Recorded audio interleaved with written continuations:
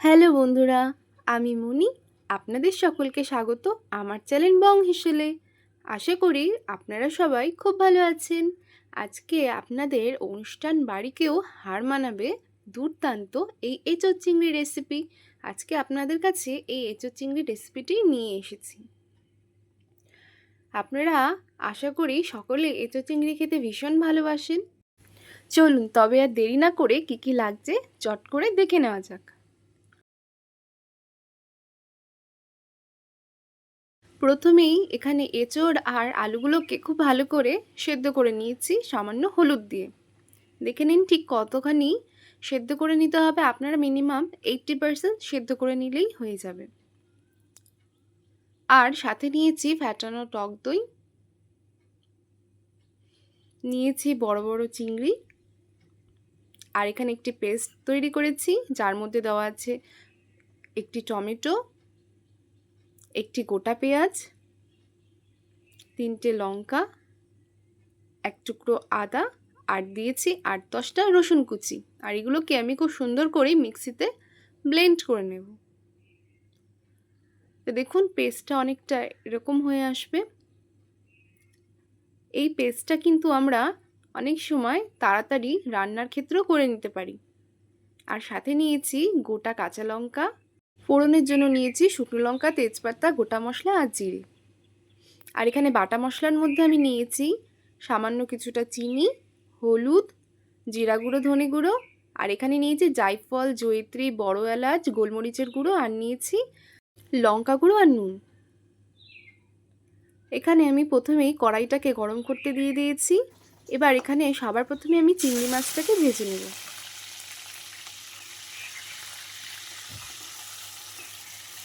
চিংড়ি মাছটাকে খুব ভালো করেই মোটামুটি ভেজে নিতে হবে, খুব যে কড়া করতে হবে এমন কোনো কথা নেই। আমি এখানে চিংড়ি মাছটাকে সামান্য কিছুটা নুন আর হলুদ দিয়ে ভেজে তুলে নেব। আমার বন্ধুরা চিংড়ি মাছ খেতে কিন্তু ভীষণ ভালো লাগে। আপনাদের কাদের কাদের চিংড়ি মাছ খেতে ভীষণ ভালো লাগে আমাকে কিন্তু অবশ্যই জানাতে পারেন। আমার চ্যানেলে থাকা বেশিরভাগ রান্নাই কিন্তু চিংড়ি মাছ দিয়ে। এটা কি আপনারা একবার ফলো করেছেন? চিংড়ি ভাজা হয়ে গেছে। আর ওই একই তেলের মধ্যে আমি এখানে এঁচোড় আর আলুগুলোকে হালকা করে ভেজে নেব।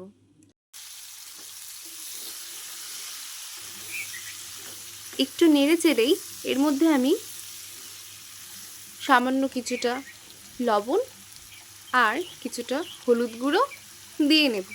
আবারও এটাকে খুব ভালো করে মিক্স করে নেব আর একটু ভাজা ভাজা হওয়ার জন্য রেখে দেব।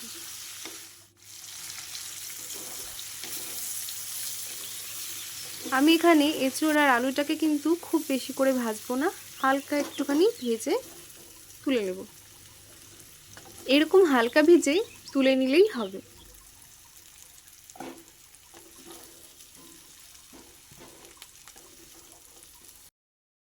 তো এখানে আমার এঁচোড় ভাজাও কমপ্লিট। আবারও ওই একই তেলের মধ্যে আমরা সবার প্রথমেই দিয়ে দেবো গোটা মশলার ফোড়নটা। ফোড়নটা যখন একটু ভাজা ভাজা হয়ে আসবে তখনই আমাদের পেস্ট করে রাখা সেই মশলাটা কিন্তু আমরা এর মধ্যে দিয়ে দেব। এতে কিন্তু রান্নার সময় অনেকটাই তাড়াতাড়ি হয়। আপনাদের যখন হাতে টাইম থাকবে না আপনারা কিন্তু চাইলে এভাবে পেস্ট করে বেটে নিতে পারেন, কিংবা আলাদা আলাদা করে প্রত্যেকটি মশলা দিতে পারেন।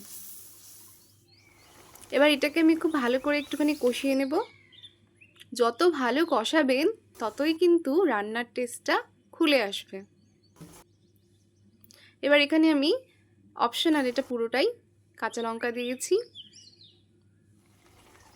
আর সাথে দেব যে গুঁড়ো মশলাগুলো আমাদের ছিল সেই সমস্ত কিছু। এবার এগুলোকেও খুব ভালো করে কিন্তু আমাদের মিশিয়ে নিতে হবে। আর এই মশলা কষাতে কষাতেই কিন্তু আমি প্রতিটি উপকরণ একে একে মিক্স করে কষাতে থাকবো। দেখুন আমার এখানে কিন্তু আস্তে আস্তে ভালো মতোই তেল ছাড়া শুরু করেছে। আমি এখানে আরও বেশ কিছুক্ষণ মশলাটাকে কষিয়ে নেব। আর দেখতে কত সুন্দর হয়েছে বলুন গ্রেভিটা। মশলাটি যখন মোটামুটি কষে আসবে তখনই চুলোর আঁচটা কম করে এর মধ্যে আমি ফ্যাটানো টক দইটা দিয়ে দেব। আপনারা একটা জিনিস অবশ্যই মনে রাখবেন, যখনই আপনারা রান্নায় টক দই ব্যবহার করবেন চুলোর আঁচটা অবশ্যই সেমি করে রাখবেন, না হলে টক দইটা নষ্ট হয়ে যাওয়ার চান্স থাকতে পারে। এবারও খুব ভালো করে মিক্স করে নেব আর আবারও মশলাটাকে খুব ভালো করে কষিয়ে নেব। আর সাথে এখানে আমি চিংড়ি মাছটাকেও দিয়ে নিয়েছি। এবার সবগুলোকে খুব ভালো করেই আস্তে আস্তে কষিয়ে নেব। ধীরে ধীরে সেমি আঁচে যত ভালো কষাবেন রান্নার টেস্ট কিন্তু ঠিক ততটাই বেরোবে। এবার আমি এখানে সেই ভেজে তুলে রাখা এঁচোড় আর আলুটাকেও দিয়ে দেব।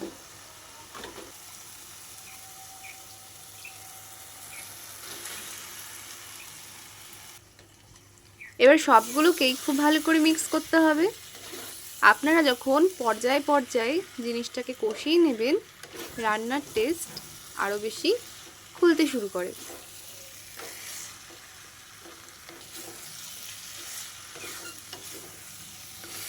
আর এবার সবগুলোকে খুব ভালো করে কষিয়ে নিতে হবে। জল কিন্তু আমি এখানে ব্যবহার করিনি, জলটা আমি একটু পরেই ব্যবহার করব।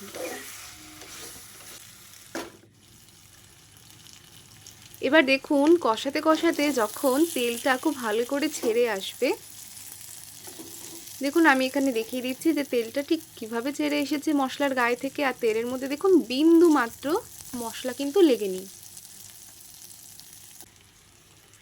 এবার আমি জলটা দিয়ে দেব।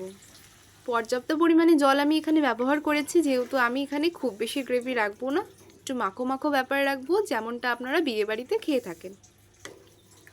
আর এই রান্নাটি কিন্তু বিয়েবাড়ির থেকে কম কিছু না, এমনকি বিয়েবাড়ির স্বাদকেও হার মানাবে। আপনারা তো অনেকেই এঁচোড় চিংড়ি খেতে খুবই ভালোবাসেন, তাই না? তা আপনারা এঁচোড় চিংড়িকে আর ঠিক কীভাবে রান্না করে থাকেন সেগুলোও কিন্তু আমাকে জানাতে ভুলবেন না।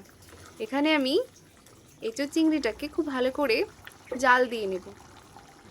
কোনো রান্নায় বন্ধুরা, সেটা নিরামিষ হোক বা আমিষ হোক, সেই রান্নাটাকে যদি ঠিকমতো না কষানো হয় বা ঠিকমতো না জাল দেওয়া হয় কোনোটাই কিন্তু খেতে ভালো লাগে না। বলুন, এই জিনিসগুলো কিন্তু মাথায় খুবই রাখা প্রয়োজন। যারা নতুন রাঁধুনি তারা কিন্তু এই ছোটোখাটো টিপসগুলো মেনে চলবে, তাহলে দেখবে আপনাদের রান্নাও কিন্তু ধীরে ধীরে খুব ভালো হয়ে উঠবে। দেখতে দেখতে আমার এই এঁচোড় চিংড়িটাও কিন্তু শেষ পর্যায়ে চলে এসেছে। দেখুন আমি এখানে এঁচোড়গুলোকেও ভেঙে দেখাচ্ছি। এঁচোড় আর আলু দুটোই কিন্তু এখানে খুব ভালো করে সেদ্ধ হয়ে গেছে, আর আমার গ্রেভিটাও কিন্তু অনেকটা কমে এসেছে। আমার রান্না বলতে গেলে এখানেই প্রায় শেষের পথে। এঁচোড় চিংড়ি স্বাদ আর গন্ধটাকে বাড়িয়ে তোলার জন্য আমি এখানে ঘি কিন্তু ব্যবহার করেছি। 1 চামচ ঘি দিয়েছি, আর সাথে দেব কিছুটা গুঁড়ো গরম মশলার গুঁড়ো। আপনারা চাইলে কিন্তু বেটেও দিতে পারেন, তার স্বাদ কিন্তু পুরোটাই অন্যরকম। অনেকেই আছেন যারা বাইরে থাকেন, দূরে কাজ করেন, তাদের ক্ষেত্রেও কিন্তু আমার এই ছোট ছোট রান্না কিন্তু খুবই সাহায্য করবে। আমার এই রান্নাটি যদি আপনাদের ভালো লেগে থাকে বন্ধুরা, আমার এই রান্নাটির ভিডিওটিতে একটি লাইক কমেন্ট অবশ্যই করবেন। আর আমার চ্যানেলে থাকা অন্যান্য ভিডিওগুলো দেখে নেওয়ার জন্য বা খুব শিগগিরই পাওয়ার জন্য আমার চ্যানেলটিকে সাবস্ক্রাইব করে পাশে থাকবেন। আমার চ্যানেলে থাকা অন্যান্য ভিডিওগুলোও আপনারা চাইলে দেখে নিতে পারেন। আবারও আসছি একটি নতুন ভিডিও নিয়ে। টাটা।